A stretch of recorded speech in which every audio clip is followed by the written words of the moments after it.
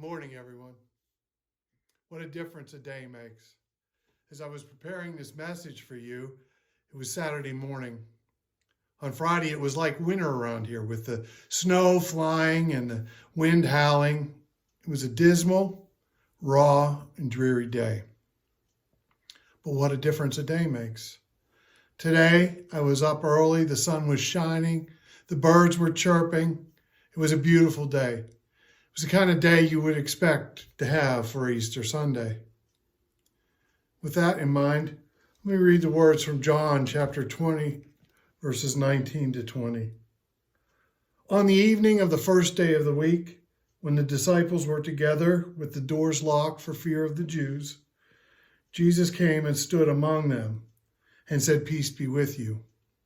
And after he said this, he showed them his hands and his sides. And the disciples were overjoyed when they saw the Lord. Now, with that passage in mind, what I want us to do is to put ourselves in the sandals of the disciples. Think about what this past week, what we've come to know as Holy Week, what it must have been like for them.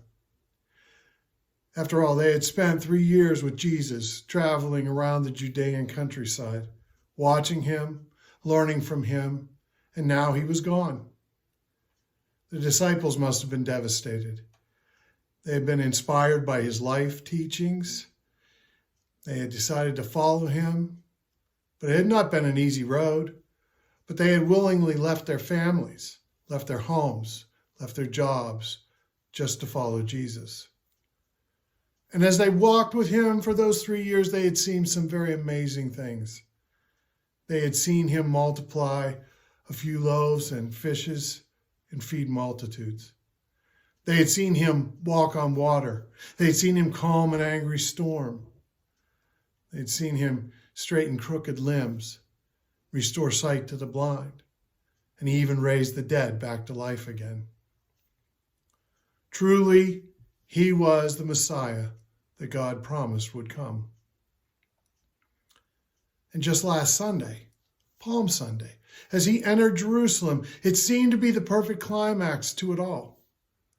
To be in that crowded parade, to listen to their jubilant hosannas, to watch as they waved the palm branches and threw flowers at his feet. Everything confirmed that to them that they were following the right man.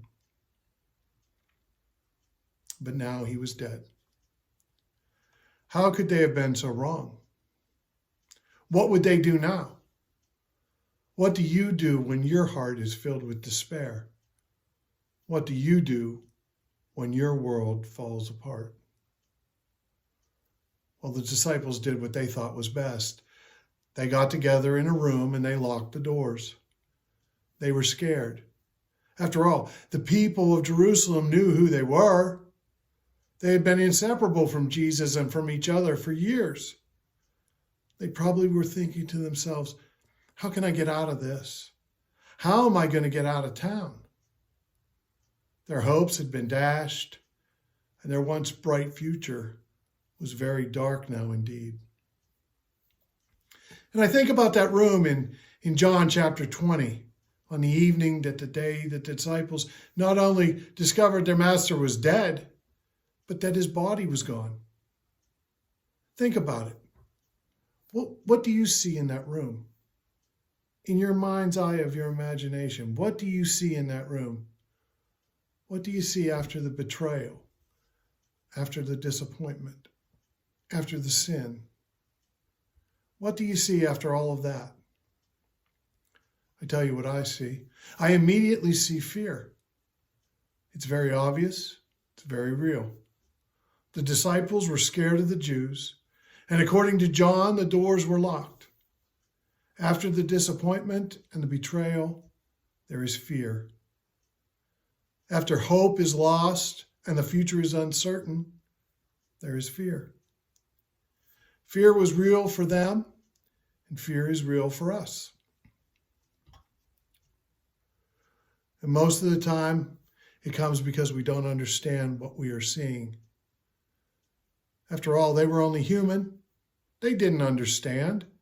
They were afraid of being locked up. They were afraid of being arrested and crucified like their leader. They were afraid of the Jews. Now, fast forward 2,000 years or so, and we find ourselves in very much the same situation that those disciples found themselves on Easter Sunday. We're locked in our houses. We can't attend church like we normally do. We can't go out to places like we usually would. But not because of fear of men, but because of fear of the coronavirus. They feared for their lives just like we fear for our lives if we're not careful and if we're not diligent. For the most part, we're locked in our houses, living in fear and uncertainty about the future. But you know what else I see in that room where the disciples were? After the fear, I see faith. I see their faith restored because into that room walked someone that they thought they would never see again. Hope sprang fresh from the darkness of their hearts. They had witnessed in person the living Lord, and they rejoiced over that. Their faith was restored. This Gospel of John shows us there are different kinds of faith. And the faith comes to us in very many different ways and in differing intensities to different people. In John 20, verse 8, the beloved disciple believed that Jesus rose just by seeing the empty tomb. And then later in verse 16, Mary believes when the Lord calls her name. And the disciples here in verse 20, they believe because they actually see the risen Lord. And in verse 25, Thomas says he must see his wounds and touch them. Although the need for that seems to evaporate once he too sees the risen Christ. You see, people have differing needs and various routes to faith. Now, if the reports that we hear are true, if they're to be believed, it says that there's light at the end of the tunnel with this virus. We just need to have faith that the measures we are taking are going to eventually bring us back to some sort of normalcy in our everyday lives. But we need to keep doing the things we're doing. Keep trusting in our Savior. Keep praying. Keep washing your hands. Keep practicing social distancing, and we will all come out of this very soon. Until then, I think we can learn four very important lessons from this empty tomb. The first one is we need to be realistic. The Christian life can be an emotional roller coaster. For the disciples, it was exactly that. For them, Palm Sunday had become a mountaintop experience. But then came Friday and the cross. And then Sunday and the resurrection. Up and down and up again. There are some who believe that once we become Christians, that all of our troubles will be over and everything will be wonderful in our lives from then on. But as we grow in our faith, as we learn to be realistic about our lives, we can say with the Apostle Paul, as he said in Philippians 4, verses 12 to 13, I have learned the secret to being content in any and every situation, whether well-fed or hungry, whether living in plenty or in want, but I can do everything through him who gives me strength. Here's a second lesson that we can take away from the tomb, is to be patient. Desperate circumstances sometimes can be quickly reversed. For the disciples, it only took 3 days. On Friday, they're in deep despair, but by Sunday night, they're on top of the mountain again because of the resurrection, because the Lord was back with them. So sometimes things can be quickly reversed. But sometimes we wonder, why does God allow us to find ourselves in desperate circumstances? The answer ought to be clear. God allows us to experience desperate things in our lives so that we'll turn to him. Oftentimes, it's only when we're in despair or when we're desperate that we really recognize our need for God. I think the third lesson that we can take away from this tomb is to be faithful, even when God doesn't change your circumstances. I think the ultimate test of faith is not what do we do when our problems are taken away. The ultimate test of our faith is what do we do if our problems aren't taken away. Maybe you're in a home situation now filled with stress and tension because we have to shelter in place and we're fearful of the future. But it's, as the Living Bible puts it in 1 Peter, chapter 1, verses 6 to 7, it says, so be truly glad. There's wonderful joy ahead, even though it's going is rough for a while down here. These trials are only to test your faith, to see whether or not it is strong and pure. And the fourth lesson we can learn from this is God's plan, even though we don't understand it at the time, is definitely better than our plans.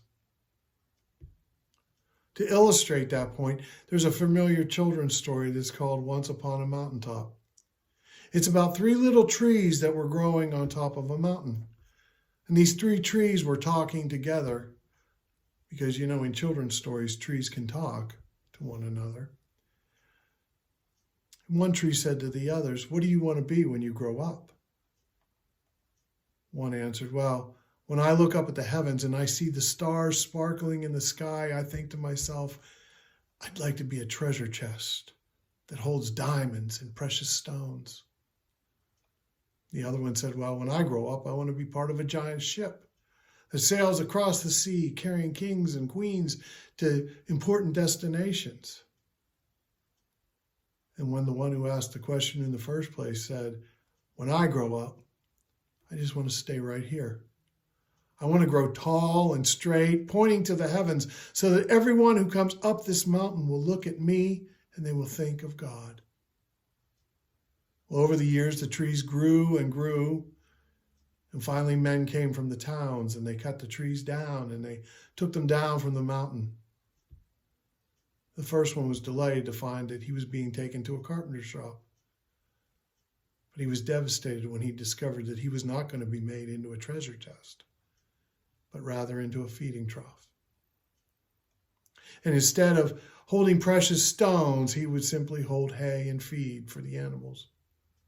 And the animals would come and they would slobber all over him. The second tree was delighted to find out that he was being taken to the seaside.